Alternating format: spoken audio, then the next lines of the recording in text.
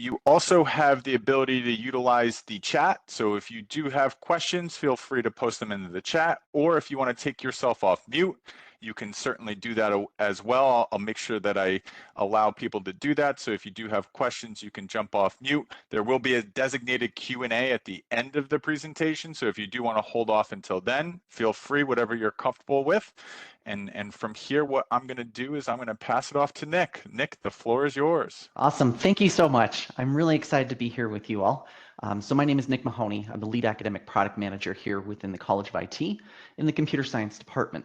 My whole goal here is to help improve our curriculum, our courses, and align them to the market offerings. So that way, when you are able to graduate, you're able to exceed expectations from our employers. I work very closely with our directors that we've invited, and then also with other LAPMs that I've invited as well. The whole goal of today is that we wanted to say, hey, computer science and software engineer students, you actually are really closer than you may think to getting an MSDA because of your foundational skills that you've actually already received as part of either your bachelor's in computer science or your bachelor's in software engineering. So we want to just outline the skills that you've received and how that's going to put you a leg up above everyone else. I'm going to ask that one of my panelists go ahead and introduce them, and I'm going to go through each of these. So Eric, can I have you introduce yourself? Yes, certainly. Hi, everybody. My name is Eric Legali. I'm the Program Director and Associate Dean for the Data Analytics programs here in the College of IT at WGU. I've been with WGU since January of 2013, so more than 10 years now. I've been an instructor, a program manager, a senior manager, and now my current role. My role is really to design and help design and develop both data analytics programs, our undergraduate program and our master's program, which you'll hear about today, to make sure that we are aligned to market. I work very closely with our lead academic program manager, whom you'll hear from in a minute, to accomplish that. And I also optimize the performance of the program to make sure that the student experience is great and that we are conveying the skills as accurately and concisely as we can. Awesome. Thank you, Eric. And now I'd like to pass it over to Shay to provide a little introduction of yourself. Yeah, thank you. Hi, everybody. My name is Shay Preem. As Eric said and Nick said, I am the lead academic product manager for the data analytics programs. Eric and I work very closely, as he talked about, around the market alignment, really making sure that we connect subject matter experts, what industry is saying, what skills are saying, what academics are saying. So we're really understanding what students need, what you all need once you get into the marketplace. So we work very hard. I kind of think about it as a triangle or maybe a really weird rhombus of all of these corners of people that we talk to make sure that our programs set you all up for success. So we work really hard internally and externally to make that happen. I've been at WGU for about a year and a half, and it's a wonderful place to be. I'm a student in another program, but as a student of WGU and an employee, it's such a wonderful place to be. So we're really excited to have you here today and talk about the master's program. Thanks for the floor. Awesome. Thank you, Shay. Yes, and so this is a whole department-wide presentation that we want to provide to you. So you've heard from some of our data folks introducing themselves. Now I'm going to pass it over to Jared to give an introduction of himself in the software engineering department. Thanks, Nick. Yeah, so I'm Jared Plum. I'm the Associate Dean and Director for Software Engineering here at the school. I've been here only for a few months. Before that, I was at Ensign College for the last 5 years as the head of computer science there. But before that, I actually come from the game industry, AAA game development, and worked at big companies, Disney, Microsoft, EA. I've done some really cool stuff. Very product focused. I love software and software products, and that's why I'm here in the software engineering. And and I'm here to kind of share where that software engineering path can potentially take you to this master's degree in data. Awesome. And then Sid, I want to allow you time to introduce yourself as well. Yeah, thank you, Nick. So I am also, like Nick and Shay, a lead academic product program manager for software engineering. I've been with WGU for about 8 months, coming up to 9 now. I come from industry, so education technology is a little bit different. Just came into this world of where my passions are aligned with education and technology and higher ed. So happy to be here. Have been working on some cool things so far. So as I mentioned, I work closely with Jared with our Bachelor's of Science in Software Engineering A couple of things that we see is we do see some of our grads in our undergrad program look for a master's in data analytics as the next step. So we're partnering with our data team here to see how we can support our students in understanding how a software engineering bachelor's can prepare you for that next step with the MSDA. So we're happy to be here, and we'll be sharing some content pretty soon. Awesome, thank you. And then coming in a little bit later, he's actually doing a dissertation thing right now. A dissertation meeting right now is going to be Mike. You'll notice him with the beard, but he is the director and associate dean of the computer science department. So we wanted to bring you all of the LAPMs, or the program and product managers, as well as the directors, because we want to make sure that if you have any questions, you're able to ask them specifically. So I'm now going to turn over the floor to Eric to talk a little bit about what is data analytics. Isn't it just spreadsheets? Like, talk to us a little bit more about it. So I'm going to turn it over to Eric there. Yeah, thanks, Nick. So analytics is one of those disciplines that's emerging and it's growing very rapidly. I think the way I like to describe this is if you get 10 experts in a room and ask them what data analytics is, you'll get 11 answers. And that's because everybody has sort of a certain lens on data analytics and data science, which we think of as differently. But we're coming to understand, and at WGU, we're sort of putting analytics as the umbrella discipline. So when we talk about analytics, we're talking about data analytics, business analytics, data science, all of these sort of fit under this larger analytics umbrella. So I'll refer to analytics as sort of the broader term, and that is a point of contention among folks that you see in industry. And so just know that that's the lens that we're looking through here at WGU, and that's the framework that we've chosen to adopt. So given that, what is analytics? Well, so our dean, Joe Derry, who couldn't be here unfortunately today, says it this way: analytics is a creative use of data and statistical modeling to tell a compelling story that not only drives strategic action, but also results in business value. And there's a few different aspects of that sentence that I want to call out specifically. So obviously data, that makes sense. We couldn't be doing data analytics without data. Statistical modeling is important. So knowing statistics, having the math background is important to be able to choose what kind of analysis we're going to do, how we're going to analyze the data to get at the specific business problem that we've been asked to address. The compelling story part is interesting because half of analytics is actually doing the analysis. The other half is telling people what that analysis shows and then using that to drive change. And so that idea that you're going to try and fit analytics into a broader context of the way the business or the organization is operating is very important. In fact, it's crucial. You can do all the brilliant analysis you want, but if it doesn't drive change in the organization, you actually haven't accomplished anything. So a large part of what we talk about in both of our programs, undergraduate and graduate, is really how do you drive change? How do you create business value? How do you create strategic action? And the way that you do that is through telling compelling stories using data, right? So you're doing the analysis, but then you're communicating in ways to your particular audience that allows them to understand what you've done and understand the impact it can have. All right, so we can go to the next slide. So when we think about data analytics as this umbrella discipline, we tend to think about it in terms of what we call the data product lifecycle. You can see one visualization of that on the screen here.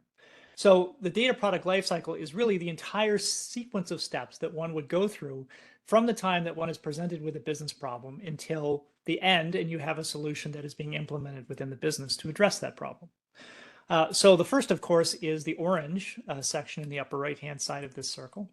And I should add that although we draw this as a circle here, it's not sequential. One can bump back and forth between a lot of these different steps, and typically does as one does an analysis or a project in analytics. So broadly stated, though, if we start in the upper right-hand side with the orange, you really have to understand the business meaning, right? What is the problem we're trying to solve? Who's bringing us this problem? What are we trying to accomplish here? Is there an issue that we're trying to address in the business? Is there a chance for optimization, make the business run better? What are we trying to do? And that involves skills, right? And the skills are sort of shown as these callouts with the arrows. So skills important here would be things like stakeholder engagement, project management, systems thinking, systems design, design thinking, taking the user's perspective, things like this. Once we fully understand the problem, then we have to understand what is the data that we have available to solve that problem. Maybe that data exists in a database that's well organized within your organization. That's always terrific. Often it either exists in a database and it's not well organized, or it doesn't exist in the database at all, and we have to get it in there somewhere from external sources. So this involves all sorts of skills in data wrangling, systems design and programming, acquiring data. How do we store it? How do we organize it? How do we make sure it's consistent? How do we make sure it's accurate? How do we audit that data to make sure that everything is the way that it should be? And this involves skills in data cleaning often. So a simple example of this would be, I've got a zip code, but it's in 4 different formats. How do I get it into a format where it's consistent so I can actually do with it what I need to do with it? And these couple of steps here, the data acquisition and data cleaning steps, typically occupy about 80% of what an analyst spends his or her time doing. And the reason for that is because it is required to spend the time preparing everything to do the analysis. And every analysis is a little bit different, so the preparation will have to be different. I'm a woodworker in my free time, and woodworkers will know that they spend very little time actually building things. They spend most of their time sharpening and organizing their tools. And it's for the same reason. It's because you need to have that structure in place before you can do what you want to do. Moving from there, once we have the data in an organized fashion, then we're interested in going on and exploring it. So this involves skills in data wrangling, programming, obviously, and there are a couple of languages that we'll talk about specific to that, stakeholder engagement. What are the major trends that we're seeing in the data? Where are the opportunities probably from a first look, right? What things might be correlated to other things? What things are definitely not correlated to other things? From there, we have the basis to do more advanced statistical modeling and predictive modeling, right? So this involves statistics and probability. Now we're starting to get into some of the more machine learning type of topics. All of this is done programmatically, of course.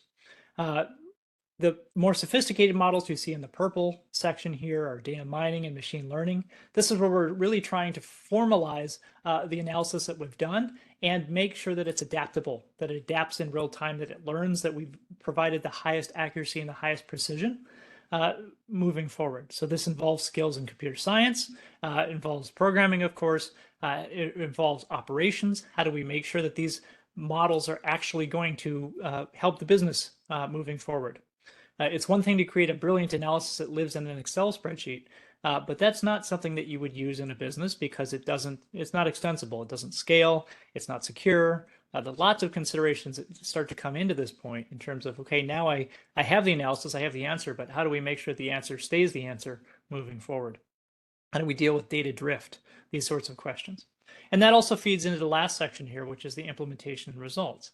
So this is where you're communicating the results and the operationalization of these models and these analyses with the business. Now, hopefully you've been communicating all the way along, right? You're not simply working in a vacuum, but this is the point at which you're writing a final report. You're doing the storytelling that I talked about. You're doing the change management. Right? Change is hard. If people have been doing manual processes for a decade, how do you then say, here's a machine learning model that can replace all those processes, right?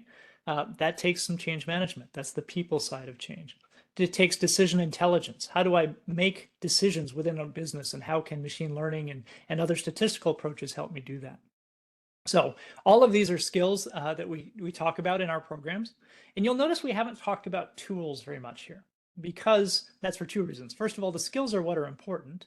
And second of all, the tools are changing all the time. So right now, the big language that we tend to see in data analytics a lot is Python.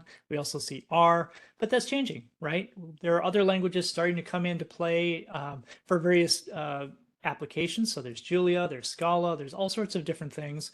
When you operationalize a model, you're probably going to use a compiled language. So now we're talking back about C++ again, and so forth. So the tools are actually a reflection of the skills, right? So if you know how to perform these skills in a given language, it's less difficult to pick up those skills in a new language versus if you just focused on the language exclusively and not the skill, because then you have to essentially start over from ground zero when you learn a new language.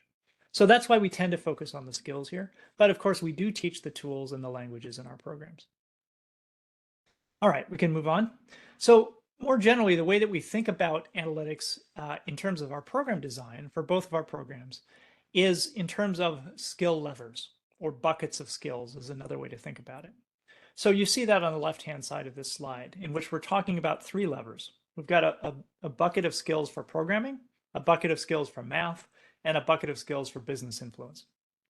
And because analytics is an umbrella discipline, there's a wide variety of different occupations, different industries, different sectors that graduates can go into. And they can choose from a wide variety of different options. And I'll present in a moment what some of those options look like. But you can see a preliminary view of that on the right-hand side of this slide.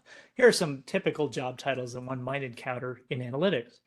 Because there are different job roles within analytics, the position of those levers, the emphasis that we place on each of those 3 skill buckets will change depending on the role that you're in. So for example, if you're a data analyst, which is a typical entry-level data analytics position at most organizations, one would tend to have all of those skill levers set to the middle position, the medium position, right? That's what the M represents in that table there. Now, if you're the data scientist, that's a role that requires a lot of expertise in all 3 of these skill areas. That's why we tend to refer to these as sort of the unicorn positions, and why these folks tend to get the higher salaries. There are a number of other roles here that you see on the table. And so you can adjust the position of these levers depending on the role that you imagine yourself going into.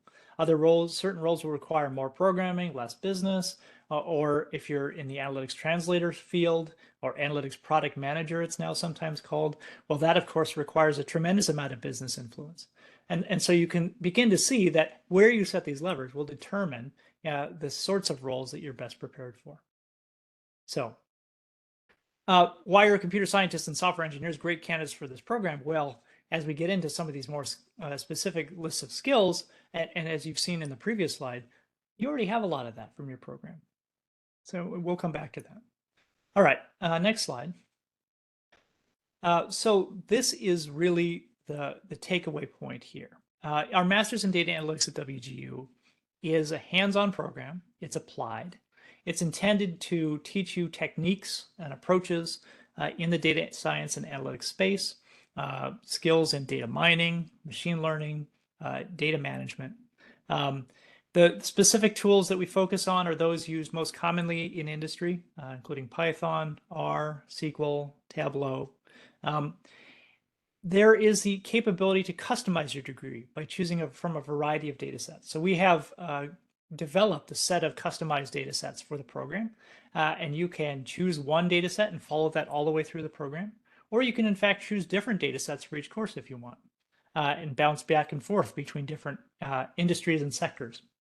But if you know exactly what you want to do, then you can use a data set that's tuned to that. So that really helps sort of dial in your experience in the program to align with your specific career goals, whatever those are. This is really intended to expand your career. Analytics is a rapidly growing discipline, and it's very high in demand.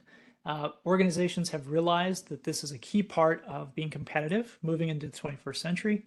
And so there is a strong focus on these techniques and finding experts in these techniques that can help across any variety of industries and sectors. In any organization, in fact, you will find analytics professionals in every department. So you'll find them in finance, you'll find them in procurement, you'll find them in human resources, you'll find them in sales. And so it is an extensible set of skills that you can apply quite broadly. All right, I think we can move on.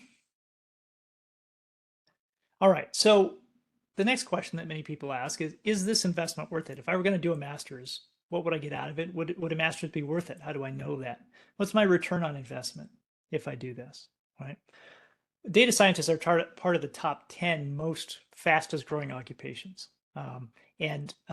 This is from the Bureau of Labor Statistics.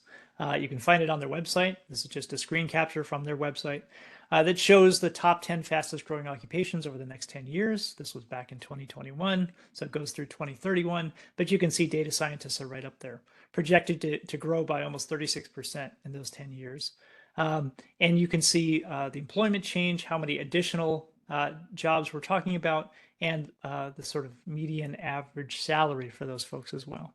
So here they're using data scientists as the umbrella term, but we tend to think of them, as I said, as analysts. So here are a bunch of unique postings, right? So these are by company. Each of those bars represents a different company whose names you'd recognize. And these are 1 year of postings. So the top company was posting more than 5,000 data analytics jobs in 1 year. The next most was posting more than 4,000 and so on. So there's quite a bit of demand here across industries and sectors. And if you look at the names of these companies, they're across a wide variety of different spaces, retail, healthcare, insurance, all sorts of various things, manufacturing. So you see these widely represented jobs. All right, I think we can move on. Okay, so this is, I think, where I transition back to Nick, because this is where the expertise of other folks on the call comes into play. Thank you so much. That's awesome. And we do have to worry about the data wrangling and getting it all prepped and that 80% to make sure then we can do the proper analysis that's there. So I've brought along a few people with me, and the reason being is I wanted to help answer this question. Will my prior schooling help me succeed in the MSDA program, as we call it, or the Masters of Data Analytics? So computer scientists and software engineering folks, you are the perfect fit for this program.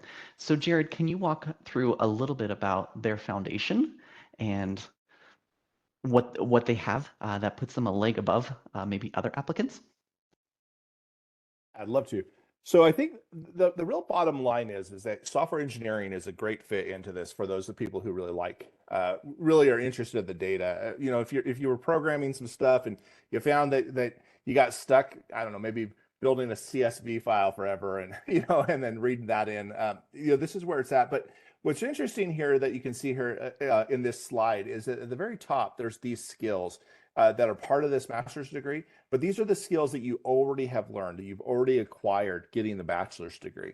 You've already taken classes that have taught you data structures and algorithms, machine learning, design thinking, critical thinking. These are all really important. The bottom here shows the skill set that you still get to learn too. So it's not like you just kind of go in, you know everything that's there. You still have some additional topics to learn. The cool thing is that you may have already picked up some of these, especially in a capstone, or somewhere else where you might have been already doing some data mining or, something else in regards to that. But really what it shows is that the good chunk of the skills that you really need to succeed in this master's degree, you already have if you've come through the software engineering or the computer science backgrounds in there.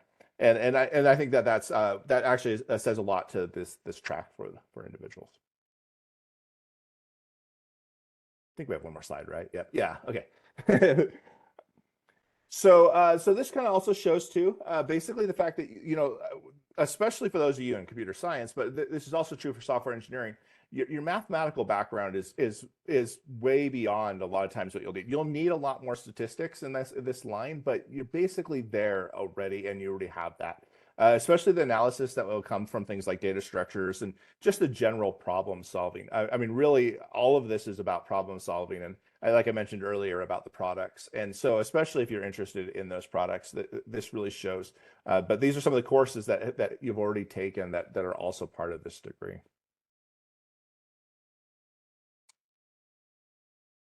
Awesome. And then I'm actually a student also in our computer science program, so I can cover this one for us.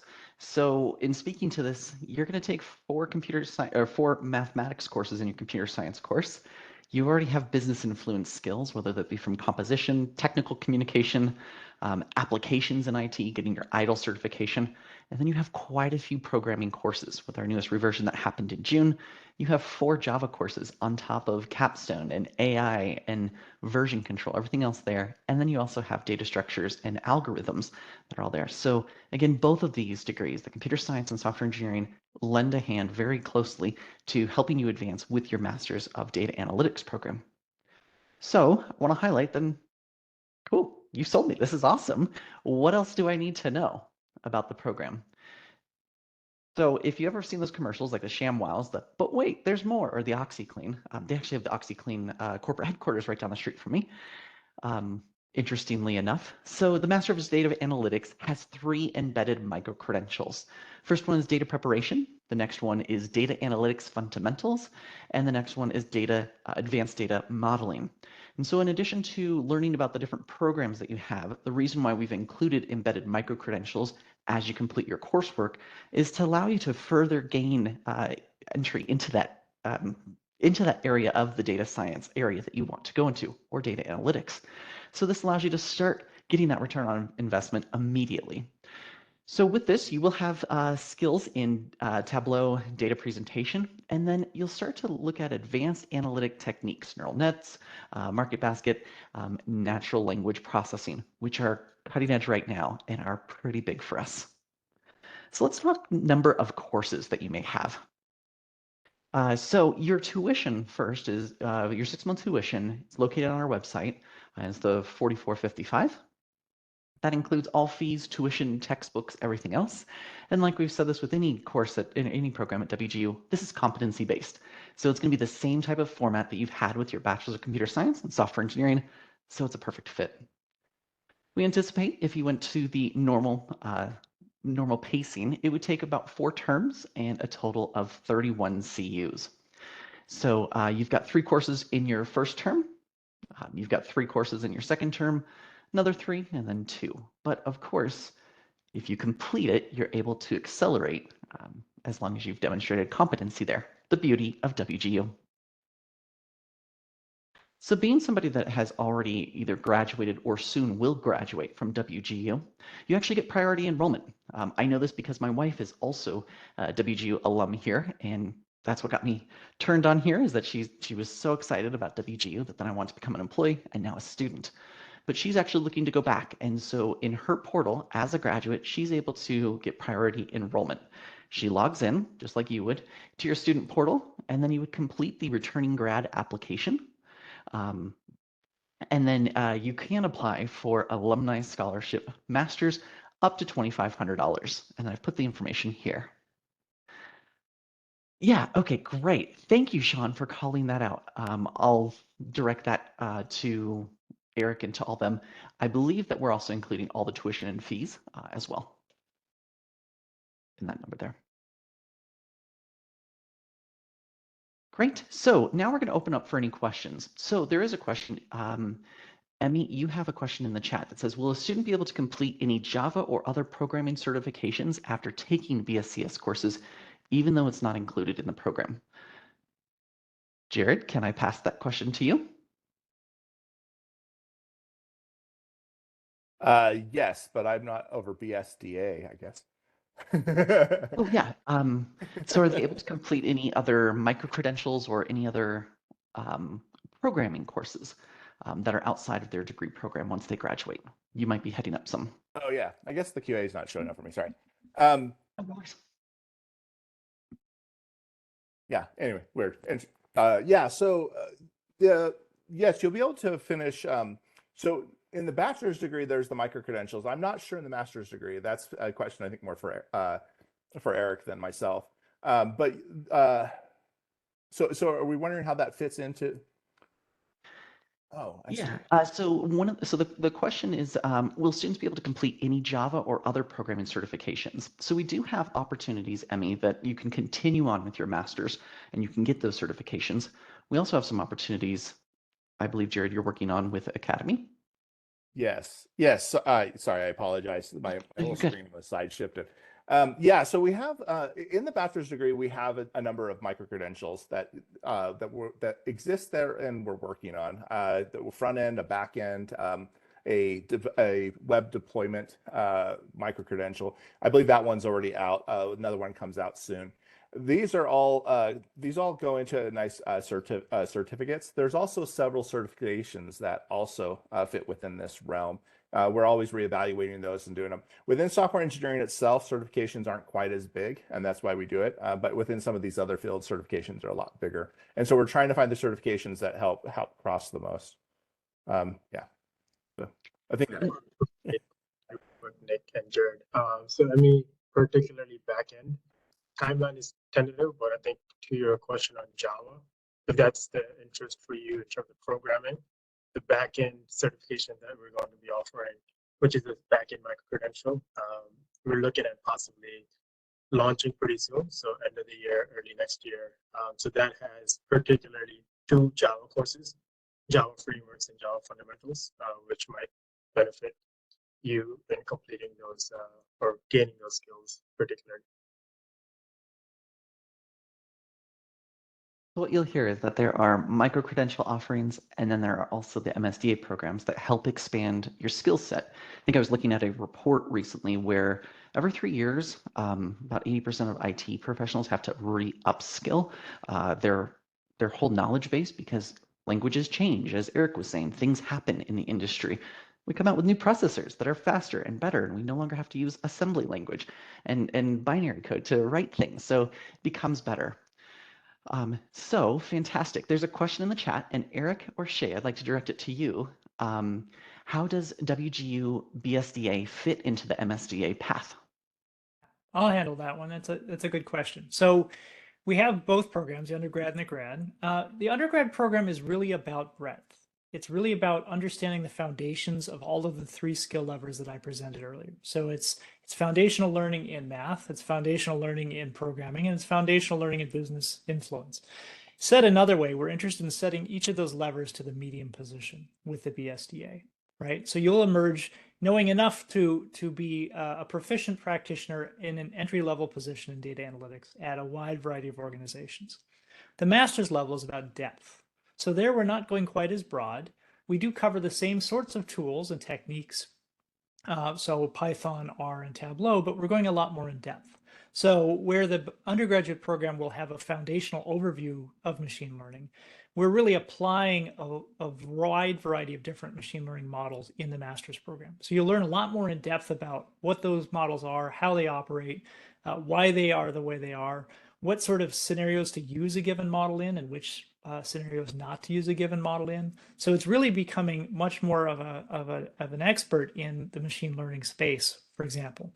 The same is true of the statistical modeling. We do some foundational statistics in terms of hypothesis testing, some basic inferential statistics in the undergraduate program.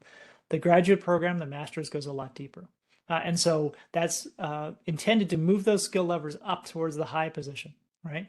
You probably won't emerge from the master's program with all 3 skill levers in the high position. That requires experience, right? It requires being in industry, seeing a bunch of different scenarios and situations and solving problems for a while. But what the master's can give you is moving those skill levers up towards the high end from the medium position that you would have coming out of the bachelor's program. I hope that helps. That's awesome. Fantastic. So then there's a question about the BSCS and the BizWe students or software engineering students.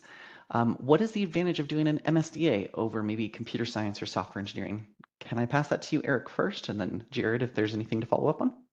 Sure. So this is purely out of motivated self-interest, but the master's program in data is really, it's rapidly growing. And what data analytics really prospers from is a wide diversity of thought, because there's lots of different businesses and lots of different business problems. And our experience is that the more different inputs you have in terms of possible ways to solve the problem, the more likely your solution is going to be really effective. It's going to be accurate, it's going to be precise, it's going to scale well. And that requires input from a lot of folks who know the sorts of skills that computer scientists and software engineers know. Right?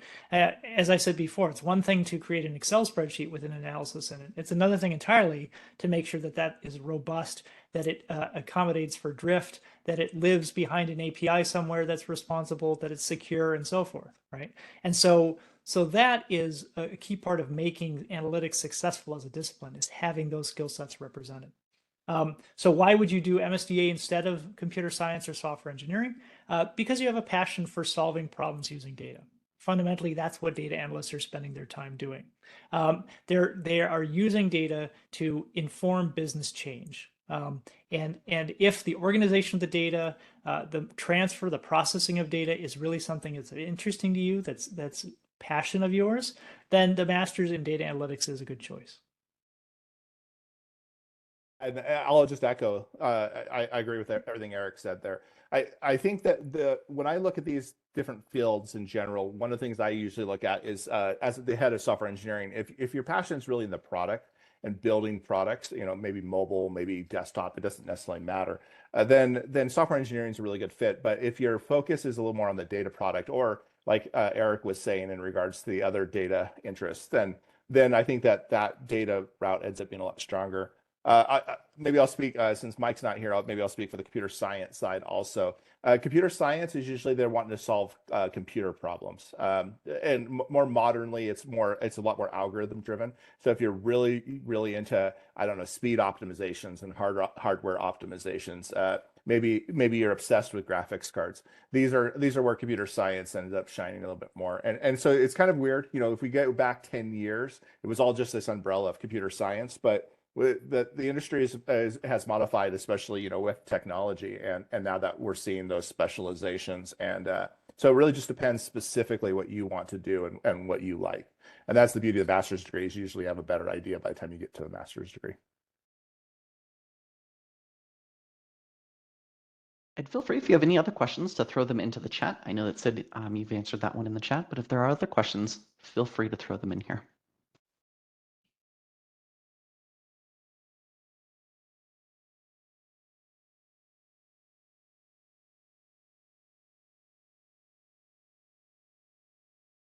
While we're waiting for a few folks to throw in those questions into the chat, I did want to just call out again that if you do go for a master's, you can get up to a $2,500 scholarship to help with your master's. It of course is a scholarship, so you have to apply and then they make their decisions. But being an alum, you do have also, on top of the priority, you have even a chance to get a scholarship to help out with that.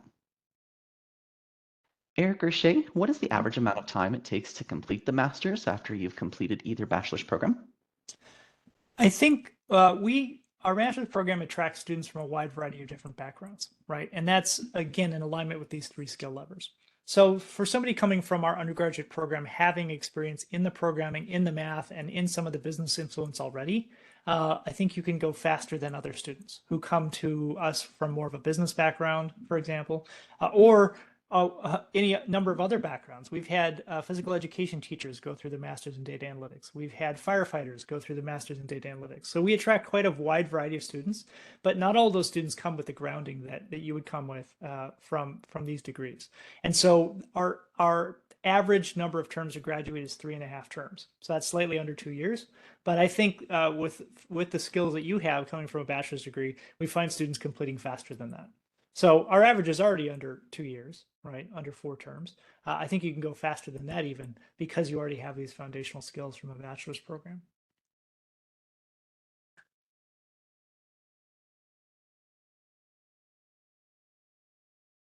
Awesome. There was a question about a mathematics program or thing in there. I know that there is always things within the Teachers College, so I would definitely inquire with them that they are working on different mathematic instructor type of programs that can help there, but nothing that's just like a straight BS in math at this time. But definitely talk with them, and you can contact your enrollment team, or as Sid put his information into the chat, you can email him and I'll work with you as well to connect on that question, Lance. So for Eric or Shay, can you share a little bit more about what's this Capstone project as part of the MSDA program? Yeah, so the Capstone project is a lot of fun. This is essentially a project where you get to identify the problem, the question that you're trying to address. You get to find all the data. You get to acquire it, store it someplace, do the analysis using the statistics and machine learning approaches that you've learned, and then provide a written report and other ways of communicating your output that are really trying to affect the business change that you want to see. So a lot of students who are already working in an organization will identify a business problem within that organization, something that they need to do for their jobs anyway, and then use this capstone as a way to solve that business problem. So essentially being synergistic with what they're already doing at work. Other folks will have to find a problem out in the world somewhere that could be a lot of fun. So we've had a wide variety of different capstone projects come through the program. Some students like to do computer vision stuff. Other students will use deep learning approaches, neural networks. We've had students do essentially logistic and regressions to do classifications and predictions, predict customer churn. There's just a wide variety of different things that you can choose to do as a capstone project, and that's by design because these techniques are extensible, right? So all of the things that you learn can be applied in various contexts. And so it's the fun part of the capstone is that you get to choose the context, right? And you work with instructors to sort of refine the question that you're trying to ask, and they can help you sort of figure out what are the best ways to answer this question, what techniques that I've learned might I use and might not I use, and why. And so it's another attempt to be really collaborative with your instructors, which I always find is fun. Instructors love helping students with their capstone projects. That's really the reason that a lot of them are at WGU. Is they really like that sort of how do I apply my learning sort of question. So that's kind of what the capstone is, broadly stated. Awesome. Our next question goes to the hireability, and how is WGU making sure that its MSDA program stays competitive with all other MSDA programs at other schools or similar ones that you may find? I think that's a great Shay question. Yeah, hi. So I am constantly looking at what other schools are doing. I mean, it is interesting because we do have a different approach at WGU. So as somebody also in the MBA program, we are conscious of what competitors are doing, but also focusing on what we do at WGU best, which is being skills aligned, being competency based. So we balance that. That's kind of that rhombus or that triangle shape that I was talking about, and all of the different corners that we are doing to be market aligned. So we are looking at what other universities are doing, what skills they're covering, how they're approaching the student journey. But really, where we put a lot of our work and a lot of our effort is in the skills alignment. So working closely with a group called Skills Architecture that we have at WGU, and we at WGU have set up the Open Skills Network. So we're doing a lot of back end work for market alignment with what industry is putting out there for job candidates. We're using partners that look at what hiring managers are asking for, looking at what resumes are saying, finding those gaps. And so we're doing a lot of work there to make sure that our program is really helping students to be hireable or marketable. And then again, working with advisory boards of people that are in industry, again, working with faculty, working with education designers to make sure that the competencies and skills that you are being assessed on, again, circle back and align with what we're doing with the skills architecture team. So again, it's a matrix of work that we do to be market aligned so that you are the most hireable and marketable when you go to your employers. And again, like Nick said, we work to also build those embedded credentials in your program. So you're not waiting until you have graduated with that master's degree, but you also can prove competency and prove credentials in those three areas. Again, the data preparation, the data analytics fundamentals, and advanced data modeling. So you're able to start taking those to hiring managers and to organizations while you're in your program that says, these are the skills, these are the competencies that I have gained in my program. And those are different things that we do that other universities do not do. So if you talk about competition from that standpoint, that's our competitive advantage. But again, it's a lot bigger than that. Again, if your main concern is really hireability, then hopefully my answer helped articulate kind of what we do to make sure that you're the most marketable to employers with the skills that you're gaining. I can add a little to this too if you want, Nick. Yeah. One of the things that really sets us aside, actually, was one of my draws to even come here in the role that I have now, is that we really do partner with a lot of the real world there, the real business world. And we build these programs with them, and we get data from them. And I think that that's a big difference when it comes to a lot of other institutions. They'll look for input from profession also, but But here, we don't even move forward if we're not getting that, that acceptance in that process. Actually, I would even say that from the different programs I've seen over the years, this is probably one of the longest processes to really make sure that what we're doing is market viable. WGU does not focus on, like, we don't have humanities degrees, for instance. They really focus only on the market viability of the degrees. And so I think, so yeah, there's some other top schools, where their programs would also be just equally as competitive. But as we've grown as an institution to be very large, we have a huge advantage when it comes to a lot of those employers. So.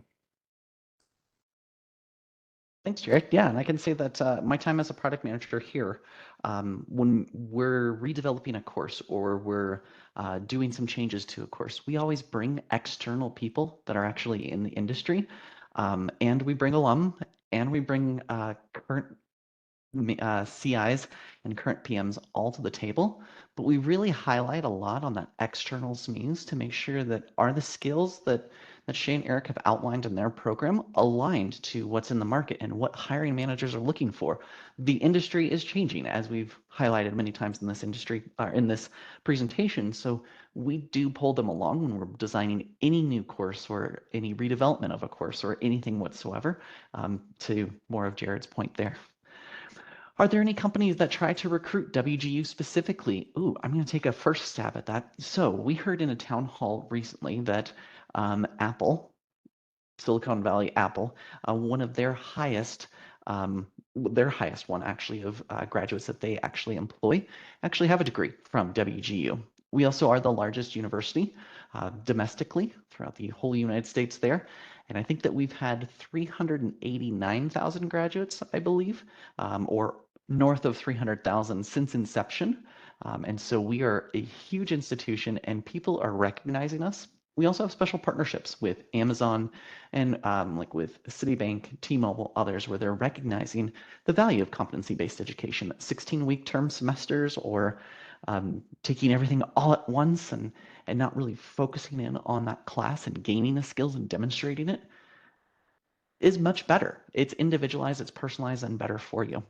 I'll pass it over to any of the panelists if they want to add anything else about our companies trying to recruit WGs specifically, and then also open it up to our career and professional development people who are here as well.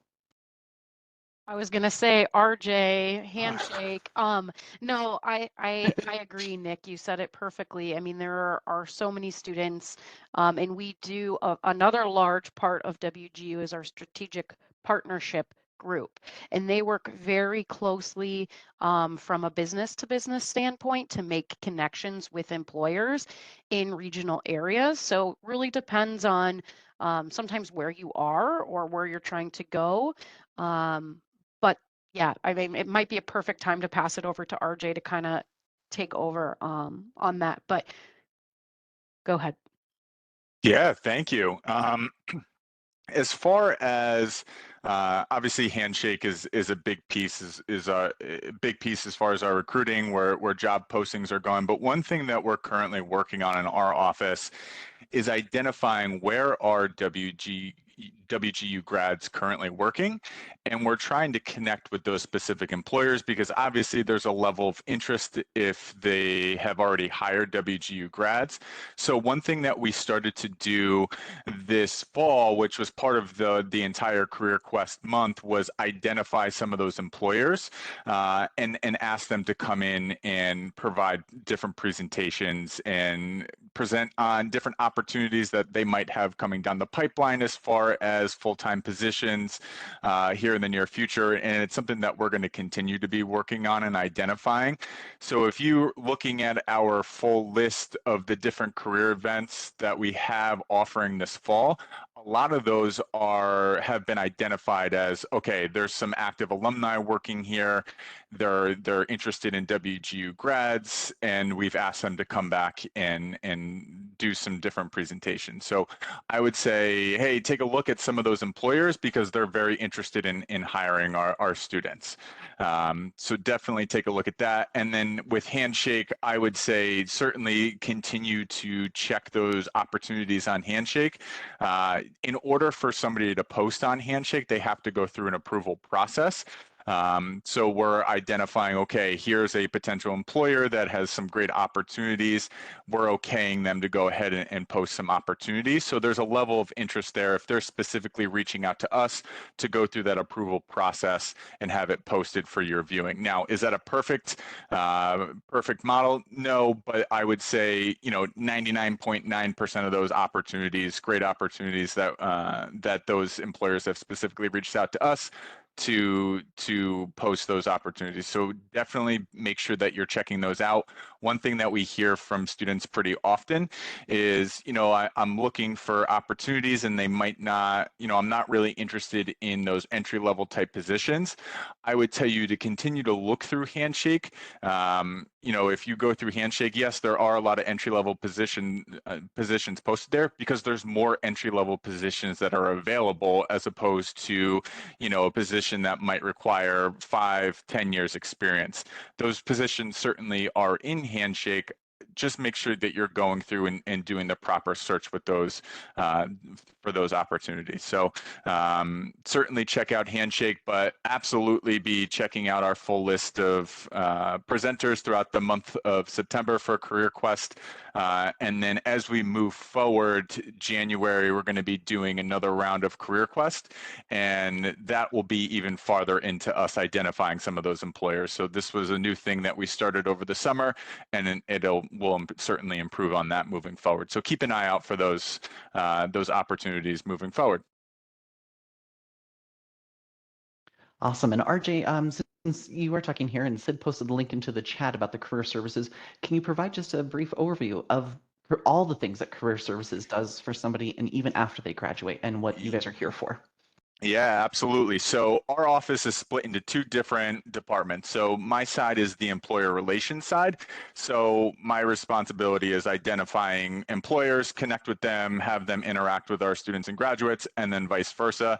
The other side is the career advising side. So those are our career advisors that work one-on-one with students, and that might be, resume development, mock interviews, networking, salary negotiation. So a lot of opportunities there to work with those individuals one-on-one. They also provide, and again, throughout this month of Career Quest, they're providing different workshops that are geared towards specific career topics that are relevant today. So that's something where you have an opportunity as an active student to access those, but you also, if you're an alumni, you have access to any of this stuff for life. So it's not something where, other universities, an example of Handshake is they cut off after 6 months access to their alumni. That's not the case here at WGU. As an alumni, you have access to these services for life. So, 10 years from now, if you're looking to transition into a new role and you need somebody to check up on your resume, maybe check over your LinkedIn, you have the ability to come back and work with a career advisor there, and they're able to work with you on improving that, getting that up to date. And then, let's say it is a mock interview, you can share with them, here's the job description of the position that I'm looking to interview for, so they can do some targeted questions towards that actual job. So that's a great opportunity to go through an actual interview. It's almost impossible to replicate a real life interview where, this is as close as you're going to get to that. And the only way to improve on those skill sets is to actually go through them and do it. So that's an opportunity to go through an actual interview with one of the career advisors and have questions aimed towards the specific job that you're going to be interviewing for. So awesome opportunity to go through and do that.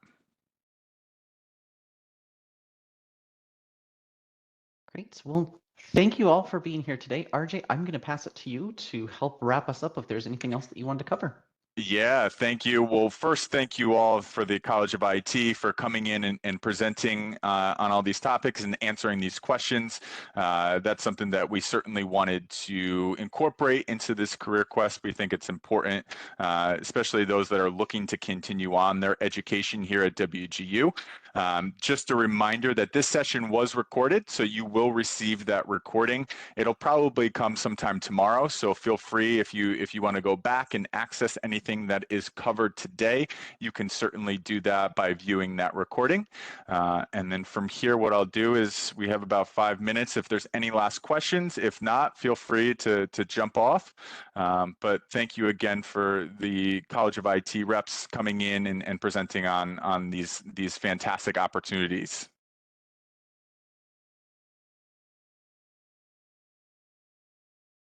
Everybody have a great day. Thank you. Thanks, everyone.